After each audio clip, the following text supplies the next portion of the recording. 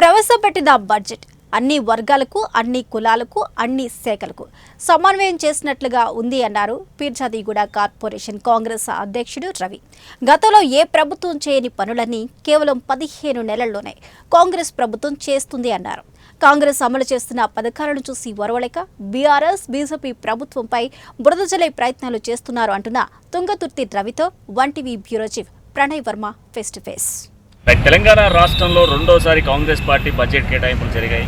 So మరి రాష్ట్రంలో ఈసారి అన్ని శాఖలకు, అన్ని కులాలకి కంప్లీట్గా కూడా ఒక సమన్వయం చేస్తూ బడ్జెట్ కేటాయించమని కాంగ్రెస్ చెప్తా ఉంది. బట్ ఇది ఏకపక్షంగా వివరించిన బడ్జెట్ అంటూ బీఆర్ఎస్ మాట్లాడుతూ ఉన్నారు. మరి దీనికి సంబంధించి మనతో మాట్లాడేందుకు మనతో పాటుగా తుంగతుర్తి రవి ఉన్నారు. ఆయనతో మాట్లాడే ప్రయత్నం చేద్దాం. ఎవరైనా అసలు ఏంది ఈరోజు కంప్లీట్గా ఏకపక్షంగా వివరించారు అనేది బీఆర్ఎస్ పార్టీ నాయకులు మాట్లాడుతూ ఉన్నారు. బడ్జెట్లో ఏకపక్షంగా వివరించడం పచ్చకామర్లు వచ్చిన వాళ్ళకి లోకం అంతా పచ్చగా కనిపిస్తున్నట్టు వాళ్ళు చేసిన గత ప్రభుత్వంలో చేసిన ప్రతిదీ కూడా ఇప్పుడు మేము కూడా అదే చేస్తున్నాం అనేసి అనుకుంటున్నారు. అన్ని కులాలకి, అన్ని షెడ్యూల్స్ కూడా అందరు కూడా సమన్వయం జరిగింది. ఇక్కడ ప్రతిదీ కూడా అందరూ గమనిస్తూ ఉన్నారు. వాళ్ళు ఏదైతే సూచనలు ఇయ్యారు అనేసి అసెంబ్లీలో మాట్లాడితే ప్రతిదీ కూడా వెక్కిరింపులు వేయడం అవన్నీ కూడా ప్రజలందరూ కూడా గమనిస్తూ ఉన్నారు. సో గతంలో మేము కేటాయించిన బడ్జెట్ కన్నా చాలా తక్కువ బడ్జెట్లు కేటాయిస్తూ ఉన్నాము. ఈరోజు దేవాదాయ శాఖ కేవలం 190 కోట్లు మాత్రమే కేటాయించింది ప్రభుత్వం.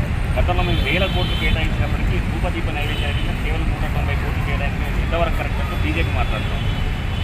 బీజేపీ వాళ్ళకి ఎప్పుడు కూడా అదొకటే కనిపిస్తూ ఉన్నది. ఇప్పుడు మనకి ప్రతిదీ కూడా చూడండి, వ్యవసాయానికి ముఖ్యమైన ప్రాధాన్యత ఇచ్చింది వ్యవసాయము, వైద్యం, విద్య. దీని తర్వాత వచ్చే బడ్జెట్లో మళ్ళీ కూడా పెడతారు. అయితే మేము ఏమంటున్నామంటే మనకి ఎప్పుడైతే ప్రజలకు ఇప్పుడు విద్య అన్నది అవసరం, గత 10 సంవత్సరాలలో ఒక్క స్కూల్ని డెవలప్మెంట్ లేదు, టాయిలెట్స్ కూడా లేవు, బీజేపీ వాళ్ళకి కనిపిస్తలేవు అనేసి ఇవన్నీ మేము అడుగుతా ఉన్నాం. ఇంకో చిన్న విషయం, మన వ్యవసాయ రంగం మన గత కాలంలో వాళ్ళు చేసిన అరాచకాల వల్ల, వాళ్ళు చేసిన అవినీతి వల్ల వ్యవసాయాన్ని పట్టించుకోలేదు.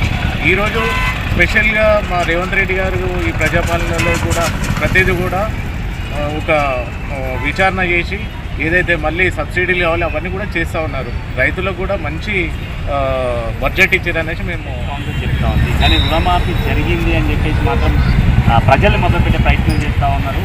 ఈరోజు రుణమాఫీ ఎంతమందికి జరిగింది అనేది టీఆర్ఎస్ వాళ్ళు మాట్లాడుతున్నారు. 95% అయింది రుణమాఫీ. మేము ఏదైతే ఆ రోజు మేనిఫెస్టోలు ఇచ్చినట్లు మా ప్రజాపాలనలో మా పాలన వచ్చిన తర్వాత 2 లక్షల ప్రతి రైతుకి మేము రుణమాఫీ చేస్తామన్నాం. కొన్ని కేవైసీ బ్యాంకు ప్రాబ్లమ్స్ తప్పితే 2 లక్షలు అన్నది 100% అమలు జరిగింది. వాళ్ళు ఏంటంటే ప్రతిదీ కూడా దుమ్మెత్తి పూజమన్న ధోరణిలో ఉన్నారు తప్పితే చేసిన దాన్ని ఒప్పుకోవడం, మెచ్చుకోవడం వాళ్ళతోటి కాదు. ఇప్పుడు ఆమె కవిత కూడా ఏం మాట్లాడుతున్నది, ఆమెకు అర్థం లేని మాటలు మాడుతూ ఉన్నారు. ఇదంతా కూడా ఇప్పటికైనా కానీ ప్రతిదీ కూడా సవరించుకోవాలనేసి మేము తెలియజేస్తూ ఉన్నాం. డిక్లరేషన్ కంప్లీట్గా కూడా గతంలో మీరు చేశారు ఎన్నికల ముందు. సో మరి 42% రిజర్వేషన్ పెంచుతూ కూడా ఇది అసెంబ్లీలో ఆమోదం తెలిపింది. దీనిపై మరి కాంగ్రెస్ పార్టీ స్పందన ఏదైతే ప్రతిపక్షాలు ఉన్నాయి వాళ్ళందరూ కూడా మా ప్రజాపాలనకి ప్రతి ఒక్కరు కూడా మా రేవంత్ రెడ్డి గారికి మరియు మా మంత్రివర్గానికి కూడా సో ధన్యవాదాలు తెలియాలి. ఎందుకంటున్నామంటే దేశంలో ఎక్కడ కూడా లేని ఈ బీసీ కులగణన కానివ్వండి, ఈ ఎస్సీ వర్గీకరణ కూడా మన అసెంబ్లీ అంటే మీరు చూస్తున్నారు. ఎక్కడైతే మన కాంగ్రెస్ పార్టీ ఉన్నదో అక్కడ సంపన్న వర్గాలకు కూడా న్యాయం జరుగుతుంది అనేసి ఇదే సూచనగా మా ప్రజాప్రభుత్వం ప్రజాపాలన సూచిస్తూ ఉన్నది. ఇప్పటికైనా నేర్చుకోవాలనేది తెలియజేస్తాం. గతంలో బీజేపీ కూడా చెప్పింది బీసీలకు సంబంధించి రాష్ట్రంలో బీసీలకు పెద్దపీఠం వేస్తాం, బీసీలకు సంబంధించినటువంటి రాష్ట్ర అధ్యక్షుని కావచ్చు లేదంటే ముఖ్యమంత్రిని చేస్తాం. బట్ ఈరోజు బీజేపీ గతంలో ఎత్తుకున్న పాయింట్ని ఈరోజు ఫుల్ ఫ్లెజ్గా పోరాటాల అనంతరం కాంగ్రెస్ ఒప్పుకుంది అన్నటువంటి పాయింట్ అంతా మాట్లాడుతూ ఉన్నారు.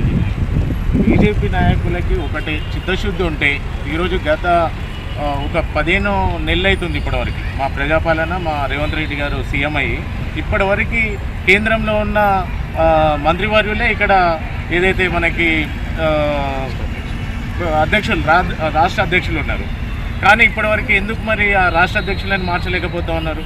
వాళ్ళ దగ్గర చిత్తశుద్ధి లేక వాళ్ళు ఏది పడితే అది మాట్లాడుతున్నారు. సో ఈ డిక్లరేషన్ కంప్లీట్గా 42% రిజర్వేషన్ దీనిపై మరి కాంగ్రెస్ పార్టీ ఏ విధమైన కార్యక్రమం మేము ఇప్పుడు ఏదైతే మా ప్రజాపాలన ఇచ్చిన దాని ప్రకారం ప్రతిరోజు ఈ వారం రోజులు కూడా సంబరాలు కూడా చేస్తూ ఉన్నాము. ప్రతి విషయంలో కూడా మేము ప్రజల దగ్గరికి పోతాము. ఇంకేమన్నా దాంట్లో లోతుపాట్లు ఉంటే కూడా సవరించుకుంటామని తెలియజేస్తాం. రైట్.